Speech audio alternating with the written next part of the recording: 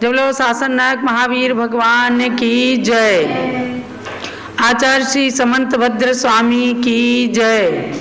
परम पूज्य गणिनी प्रमुख श्री ज्ञानमती माता जी की जय। भव्य आत्माओं, रत्नकरण शावकाचार के अंदर गृहस्थों के 12 व्रतों के अंतर्गत 4 शिक्षा व्रत का वर्णन प्रारंभ हो गया है। रत्नकरण शावकाचार में देशावकाशिक, सामायिक, प्रोषधोपवास और वैयाव्रत नाम से 4 शिक्षा व्रत कहे हैं। अब जैसे मैंने कल बताया था कि इन 4 शिक्षा व्रतों में कुछ अन्य ग्रंथों के अनुसार अंतर भी है, तो वह भी आपको जरूर समझना है। सबसे पहले गौतम स्वामी के अनुसार प्रतिक्रमण ग्रंथ में सामायिक, प्रोषधोपवास, अतिथि संविभाग और संलेखना को लिया है। संलेखना से समन्वित 4 शिक्षा व्रतों का वर्णन चारित्र पाहुड़ के अंदर आचार्य कुंद स्वामी ने लिया। वरांग चरित्र में आचार्य जटासिंह नंदी ने लिया है। रत्नमालागत श्रावकाचार में, जो श्रावकाचार संग्रह के भाग 3 में है, शिवकोटि आचार्य के द्वारा, उसके अंदर भी संलेखना को लिया है 4 शिक्षा व्रतों में। प्राकृत के भाव संग्रह में श्री देवसेन सूरी ने सामायिक, प्रोषधोपवास, अतिथि संविभाग और संलेखना को लिया है। भावी मार्गोपदेश जो उपासकाध्यान है श्रावकाचार संग्रह में भाग 3 के नाम से श्री जिनदेव सूरी के द्वारा रचित, उसमें भी संलेखना को 4 शिक्षा व्रतों में लिया है। पद्मचरितगत श्रावकाचार आचार्य रविशरण के द्वारा, इन्होंने भी संलेखना को 4 शिक्षा व्रतों में लिया। वसुनंदी श्रावकाचार में आचार्य वसुनंदी स्वामी ने भी संलेखना को शिक्षा व्रत में लिया। गुणभूषण श्रावकाचार जो आचार्य गुणभूषण के द्वारा लिखा गया है, भोग संख्यान, उपभोग संख्यान, पात्र सत्कार और संलेखना, ये 4 शिक्षा व्रत लिए हैं। व्रतोद्योतन श्रावकाचार जो श्रावकाचार संग्रह के भाग 3 में है, श्री अभ्रदेव के द्वारा रचित, तो सामायिक, प्रोषधोपवास, अतिथि संविभाग, संलेखना, इन 4 शिक्षा व्रतों का वर्णन किया है। श्रावकाचार संग्रह के भाग 5 में पद्मकृत श्रावकाचार में भोग परिमाण व्रत, उपभोग परिमाण व्रत, अतिथि संविभाग और संलेखना, इस प्रकार से 4 शिक्षा व्रत दिए हैं। और हरिवंश पुराण जो श्री जिन सेनाचार्य के द्वारा रचित है, उसमें सामायिक, प्रोषधोपवास, अतिथि पूजन और संलेखना, इस प्रकार से 12 ग्रंथों का संकलन करके पूज्य गणनी ज्ञानमती माता ने बताया है कि जिसमें संलेखना को शिक्षा व्रत के अंदर गर्भित किया है, लेकिन जो शावकाचार पढ़ रहे हैं इसके अंदर संलेखना का वर्णन अलग से आएगा। इसमें शिक्षा व्रत में संलेखना को नहीं लिया है, लेकिन अध्ययन करते समय ये शोध का विषय रहता है, रिसर्च का विषय रहता है कि 4 शिक्षा व्रतों को कौन कौन से आचार्यों ने किस किस प्रकार से माना है। तो संलेखना को भी शिक्षा व्रत में 12 लेखकों ने माना है, ये बात मैंने स्पष्ट किया है। कल इस रत्नकरण शावकाचार के 5म परिच्छेद में शिक्षा व्रतों के 4 भेदों में से देशावकाशिक का स्वरूप बताया गया था। अब आगे हम चलते हैं 93 नंबर के श्लोक पर चलते हैं कि देश व्रत में क्षेत्र की मर्यादा किस प्रकार की जाती है, उसकी रीति, उसकी परंपरा कैसे है। क्योंकि देशावकाशिक शिक्षा व्रत में यही बताया है कि जो 10 दिशाओं की लंबी चौड़ी सीमा है, उसके अंदर प्रतिदिन कुछ कुछ काल की अवधि मर्यादा कर ली जाती है, तो वह देशावकाशिक व्रत कहलाता है। अब कैसे मर्यादा की जाती है उसकी बात बताते हैं। ग्रहारिग्रामाणां क्षेत्र नदी दावयोजनानां च देशावकाशिक देशावकाशिकस्य स्मरन्ति सीम्नां तपो वृद्धा गृह गली ग्राम की सीमा से और खेत नदी उद्यानों से योजन कोशाधिक से सीमा कर लेना संयम इच्छा से जो यथाशक्ति सेवित करते वे पहला शिक्षा व्रत धारे तप में प्रसिद्ध गणधर कहते यह त्याग भवोदधि से तारे। ये इस श्लोक के माध्यम से आचार्य श्री समंतभद्र स्वामी कहते हैं तपोवृद्धा।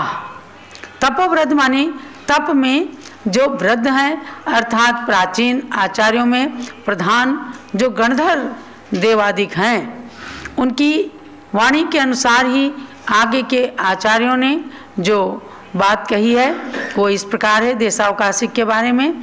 गृह हारिक ग्रामाणाम, घर, छावनी, गांव और क्षेत्र नदी दाव योजना नाम, खेत, नदी, वन तथा योजनों को देशावकाशिकस्य देशावकाशिक शिक्षाव्रत की सीमनाम स्मरन्ति सीमा स्मरण करते हैं कि इतने घरों तक मेरा जाना आना रहेगा, अथवा जैसे नियम कर लिया कि आज अमुक व्यक्ति के घर तक मुझे जाना है, 8-10 घरों को छोड़ करके उसका घर है, हमारा काम है, तो सीमा बांध ली कि 8-10 घर के आगे मैं नहीं जाऊंगा। मैं आज नगर के बाहर बनी हुई छावनी तक ही जाऊंगा, मैं आज इस गांव तक ही जाऊंगा। आसपास में 10-5 किलोमीटर तक के जो गांव हैं, बड़ी बड़ी सीमा पहले रखी थी, उस गांव की सीमा कर ली। मैं आज अमुक खेत तक ही जाऊंगा, ज़्यादा दूर तक नहीं जाऊंगा। मैं आज इस नदी तक ही जाऊंगा। एक एक चीज़ को खोल खोल करके किस तरह से आचार्य देव ने बताया। मैं आज फलाने जंगल तक ही जाऊंगा और मैं आज इतने योजन तक ही जाऊंगा। इस प्रकार का नियम श्रावकों को, मतलब जो शिक्षाव्रत हैं तो शिक्षाव्रतों का पालन करते समय श्रावकों को इस तरह का नियम कर लेना चाहिए, यानी कि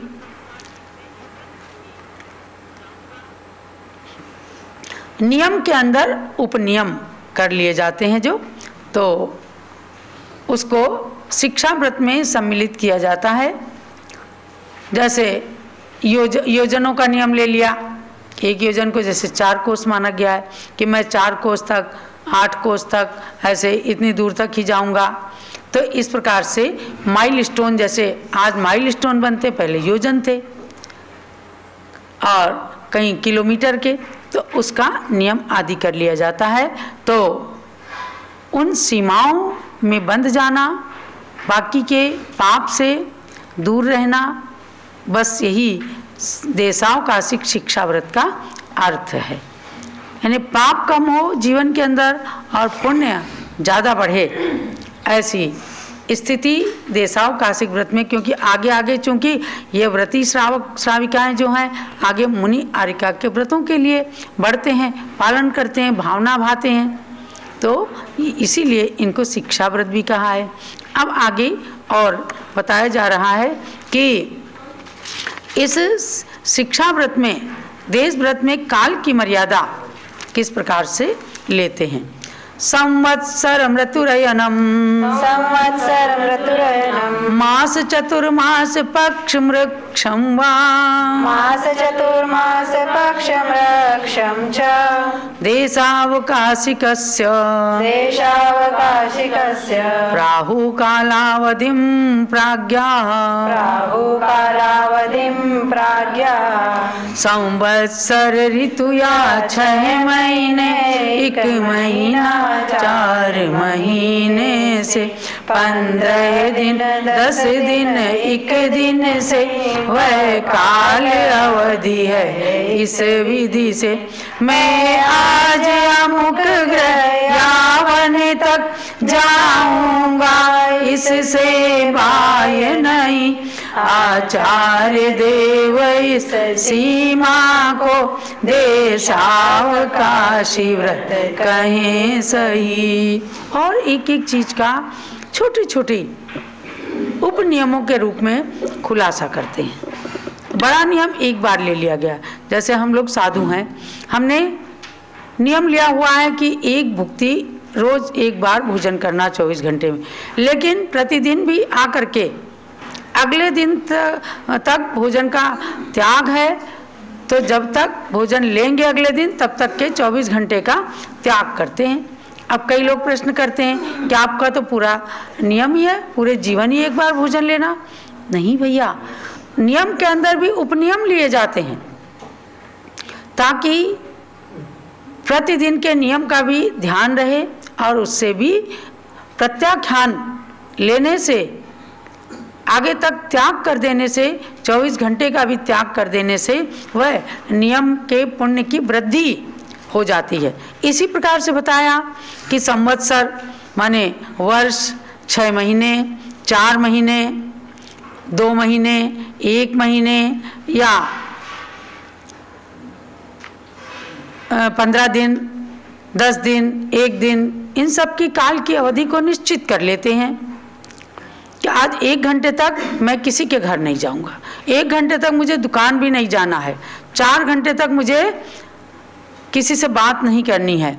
तो नियम के अंदर उप नियमों का पालन करते रहने से नियम लेने की एक परंपरा हो जाती है और नियम लेने की विधि समझ में आ जाती है और नियम लेने की श्रृंखला अपनी जारी रहती है। तब कृत, कारित और अनुमोदना से पापों का त्याग हो जाता है। देखो, महासती सीता अपने घर के अंदर राजा जनक के पास भी जब राजमहल में रहती थी तो राजपुत्री होने पर भी वह व्रत उपवास कर करके अपने अभ्यास को बढ़ाती रहती थी। तभी पद्म पुराण के अंदर जैन रामायण में वर्णन आया है कि जब रावण के यहाँ उसको रहना पड़ा, मजबूरी में उसने नियम कर लिया मैं रावण के घर का भोजन कदापि नहीं करूंगी, और उसके 11 उपवास हो गए। तब जब हनुमान उससे मिलने जाते हैं, राम की मुद्रिका दिखाते हैं और कहते हैं माँ भोजन ग्रहण कर लो, वो कहती मैं रावण के घर का भोजन नहीं करूंगी। और हनुमान ने पता लगाया विभीषण धर्म पक्ष की ओर थे, सीता के पक्ष की ओर थे, रावण से उनका झगड़ा हो गया, लड़ाई हो गई कि आपको सीता को वापस कर देना चाहिए। तो उसने जब सुन लिया कि विभीषण धर्म के पक्ष की ओर है, तब विभीषण के घर से ला करके 11 दिन के उपवास के बाद उसको भोजन कराया गया था।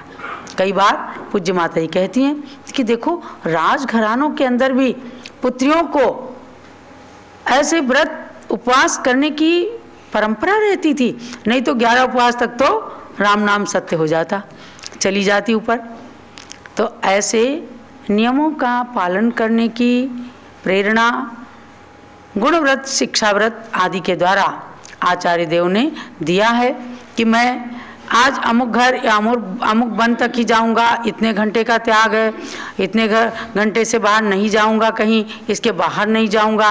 तो इसको ही देशावकाशिक व्रत में काल की मर्यादा को कहा है।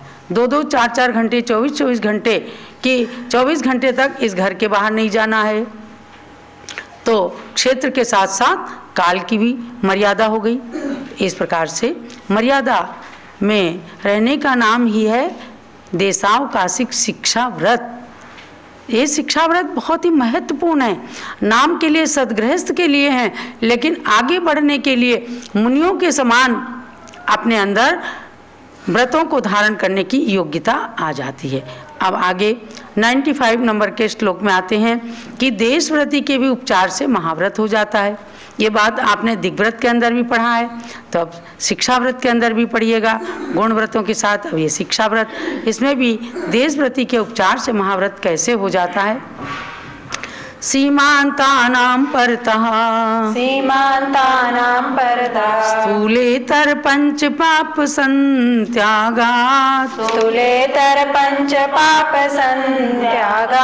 देशावकाशिकेन च महाव्रतानि प्रसाद्यन्ते इस व्रत में जो मर्यादा है उसकी सीमा के बाहर में स्थूल सूक्ष्म पांचों पापों का त्याग हो गया है सच में। इसलिए देश व्रतधारी के भी इस सीमा के बाहर में अणुव्रत महाव्रत हो जाते हैं। ये है उपचार विधि सच में। देखो कितना सूक्ष्म बात बताई और आपके उत्साह को बढ़ाया कि आप यदि ऐसे शिक्षा व्रतों का पालन करते हैं तो मुनियों के समान कर्म की निर्जरा करने में कारण हो जाता है। मुनि नहीं बन सकते, वह ये नहीं है कि वो मुनि कहे जाएं, लेकिन उपचार से महाव्रत उनके भी कह दिया जाता है। क्या कहा? सीमांतानां परतः, सीमाओं के अंत भाग के आगे स्थूलेतर पंच पाप संत्यागात, स्थूल और सूक्ष्म दोनों प्रकार की से पांचों पापों का संत्यागात माने अच्छी तरह सम्यक प्रकार से त्याग हो जाने से देशावकाशिकेन च, देशावकाशिक व्रत के द्वारा भी महाव्रतानि प्रसाद्यन्ते, महाव्रत सिद्ध हो जाते हैं, सिद्ध किए जाते हैं। अर्थात इसका मतलब क्या है कि जो मर्यादा की, अब उसके बाहर सूक्ष्म और स्थूल रूप से पूर्ण रूप से पांचों पापों का त्याग हो गया। यानी कृतकारित अनुमोदना के द्वारा भी बाहर की सीमा से बाहर कि कोई भी चीज ना ली, ना लेने की अनुमति दी, ना लेने की भावना की। इसलिए कहा कि सूक्ष्म और स्थूल दोनों रूप से पांचों पापों का जब त्याग हो जाता है, इसीलिए शिक्षाव्रती देशावकाशिक शिक्षाव्रत वाले के भी उपचार से महाव्रत हो जाता है। तो ये नहीं है कि गुणस्थान चेंज हो जाएगा। गुणस्थान गृहस्थ के वस्त्रधारी के 5वें से आगे नहीं हो सकता। इसीलिए वस्त्र के कारण ही आरिकाओं का गुणस्थान भी 5वां होता है। वे देशव्रती नहीं है, वे उपचार से महाव्रती हैं, लेकिन वस्त्र के कारण उनका गुणस्थान 5वां गुणस्थान रहता है। तो गृहस्थ जो हैं वस्त्रधारी हैं, वे अपनी सीमा से बाहर की किसी भी वस्तु को लेने का भाव भी नहीं बनाते। सूक्ष्म पाप का भी उनके त्याग हो जाता है, स्थूल पाप का तो मानो देशव्रती करते ही हैं। इसलिए उनके लिए ये छूट दी है, ये स्पेशल आपके लिए छूट बताई कि आप इतना अधिक पुण्य कर रहे हैं तो शिक्षा व्रतों का पालन करते करते आपके मुनियों के समान कर्मों की निर्जरा हो सकती है। इसलिए आपको जानना है कि ऐसे शिक्षा व्रतों का हम निर्दोष रूप से पालन कर सकें। तो देशावकाशिक शिक्षा व्रत में फिर अतिचार क्या लगते हैं? एक तो उत्कृष्टता बता दी कि ऐसे शिक्षा व्रत का पालन कर लें तो आप मुनियों के समान कर्म निर्जरा करने लग जाएंगे, उपचार से महाव्रती भी कहला सकते हैं। और दूसरी तरफ फिर बताते हैं कि आप इतना अच्छे रूप से पालन करते हुए भी जान लें कि इसमें दोष किस प्रकार से लगते हैं, ताकि उन दोषों को छोड़ने की भी योग्यता अपने अंदर ला सकें। तो अतिचार बता रहे हैं। प्रेषण शब्दानयनम रूपाभिव्यक्ति पुद्गल क्षेपौ देशावकाशिकस्य व्यपदिश्यन्तेत्ययाः पंच इस व्रत की मर्यादा बाहर कारण वश भेजे मानव को या शब्दों से कुछ कह देना, या इधर मंगाना वस्तु को, बाहर निज काय दिखा देना, और कंकड़ आदि फेंक देना। इन 5 अतिचारों को तज निज व्रत को शुद्ध बना लेना। देखो कैसे अपने व्रत निर्दोष बन सकते हैं। इसके लिए आचार्य देव बताते हैं, गृहस्थ में रहते हुए भी लोग व्रतों का भी पालन करते हैं, किंतु समय पड़ने पर कभी लालच में आकर के, या व्यापार के निमित्त से, या इच्छाओं की अधिकता होने से, या किसी के प्रति अति स्नेह के कारण, तो ऐसे कुछ कुछ दोष लग जाते हैं। तो क्या हुआ, इस देशावकाशिक व्रत की मर्यादा के बाहर किसी मनुष्य को भेज देना, मतलब हम तो नहीं जा रहे, आप जाके ले आओ, आज हमारा बाजार जाने का त्याग है, और दूसरे को बाजार भेज करके सामान मंगाया। करते हैं ऐसी बहुत कुछ संभावनाएं ऐसे व्रतों में दोष लगने की रहती हैं। लोग समझ भी नहीं पाते कि भाई हमें नहीं जाना है, हमने दूसरे से मंगा लिया।